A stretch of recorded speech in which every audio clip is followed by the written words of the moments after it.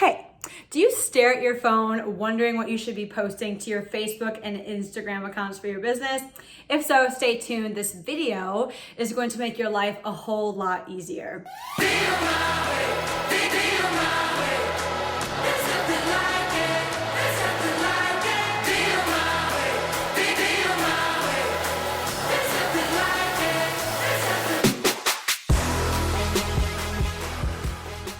Hey everyone, Kimber here, teaching you how to make money from anywhere and become financially independent while doing so. However, before you can make money from anywhere, you have to learn how to leverage social media for your business. If you are excited to be here, let me know, let YouTube know. You can do that by clicking the like button and hitting that bell below so you get notifications to whenever new videos are released. So now that we have all that taken care of, you're excited, you're subscribed, we can go into the 3 tips that can help you determine what it is that you should be posting to your social media feeds for your business. And when it comes to this content, it's gonna be content that looks nice, that converts, and also doesn't leave you staring at your phone wondering what you should be posting that day. Number 1, look at other pages for inspiration. There are so many Instagram accounts out there, so there's nothing wrong with getting inspiration from this account and that account and then putting your own spin on it. So you can do this, you can look at any account just to find like the aesthetic that you are looking for. And if you're not a designer, or even if you are a designer and you just need something else to help you along the way, I highly recommend using Canva. Canva.com is a great resource for helping you build out social media templates. And if you want to take this a step further, check out creativemarket.com. It has a whole slew of like social media themes that you can just put your information in. A lot of them actually download straight to Canva, so you can personalize them. But tip number 1 would be find inspiration from other feeds based on what they look like, and then use something like Canva and Creative Market to bring that vision to life. Piggybacking off of this, in terms of looking at inspiration, look at what your competitors are talking about and what content is doing well on their pages, because you don't need to reinvent the wheel here. You can look at what is already working and just, again, put your own spin on it, make it appropriate for your brand, and then share that message out with the world. All right, the second thing is what I think you guys are going to find the most helpful, and that is creating different content buckets for you to post about on your social media pages. So I tell clients to choose 6 to 9 of these. It's because that's how the Instagram grid works. So if you're looking at something, you could have a nice pattern there.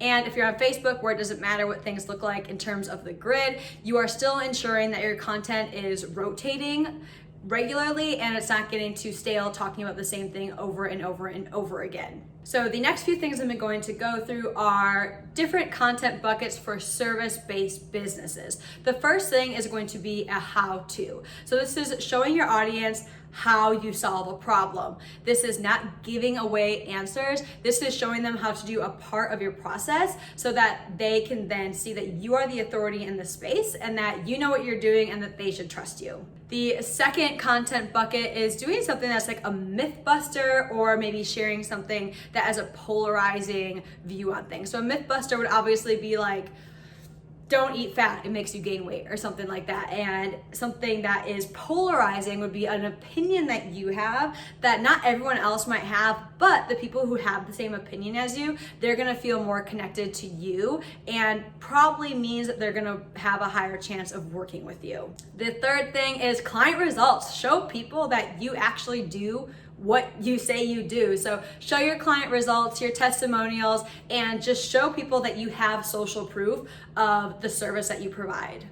The fourth thing, it's kind of like a how-to, but just explain something. This might not even be showing them how to do something, but explaining something that you do in your business, or explaining what a cost per click means or something like that. Just giving them more information so you, again, are sure that you are positioning yourself as an authority in the space. One of my favorite things and the most powerful things, in my opinion, one of the most powerful, is sharing your story. This is yet another spot where people have the opportunity to then connect with you on a further level. So something about sharing my story and just kind of being who I am on social media. A lot of my clients are kind of the same. A lot of them were maybe past athletes in college or professionally, very athletic, very driven, kind of a lot of characteristics of most business owners, but we're all kind of the same. We all really get along for that fact. So sharing your story can help attract people to your business who are a lot like you and that you know you'll enjoy working with. The next thing is solve a problem. So you should always be doing this for your clients.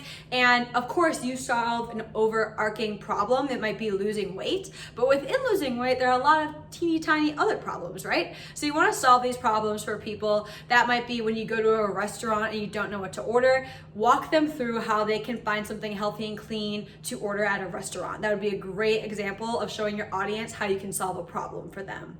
Another thing that kind of piggybacks off of the story, our next point, is just tell a relatable story. So this might be, again, I'm going to use the fitness space, but this might be, maybe you were planning on going for a run that day. You couldn't go on a run, so you did this instead. That is something that people go through often. It's not your story of how you got to where you are today. It's not a how-to or an explanation of a certain thing. It's not solving a specific problem, but it's just a story that happened to you that day. And yet again, it is another opportunity for someone to be like, oh my gosh, me too. I go through that exact same thing all the time.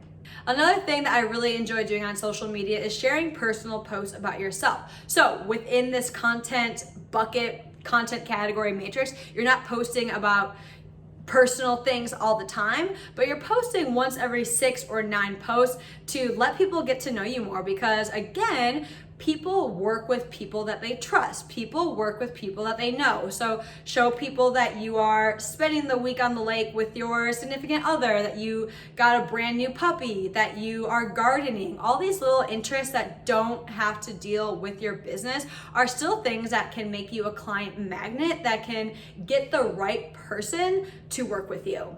So those are all great ideas, and while some of those can be used in the product space, here's just a few quick things that if you are a business selling products, that is really gonna help you out in creating your content. One is, of course, highlight your product features. Does it have 300 milligrams of this? It helps you sleep this much longer. It does X, Y, and Z. Highlight all of those things and do it in a fun and exciting way.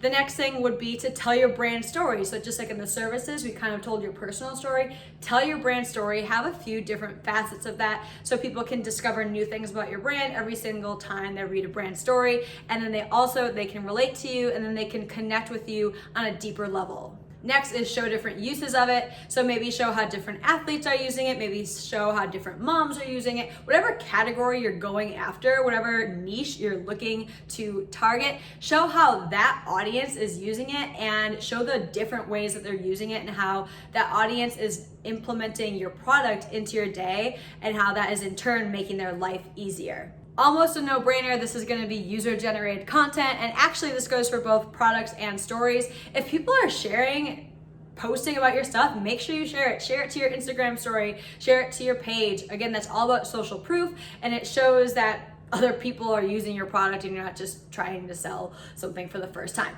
And last but not least is quotes and testimonials. So if people are saying good stuff about you, make sure you tell the world about it. So I hope all those content buckets helped. If this made sense, if you're already starting to think of some ideas of content you can post, 1, pause this video and write it down right now.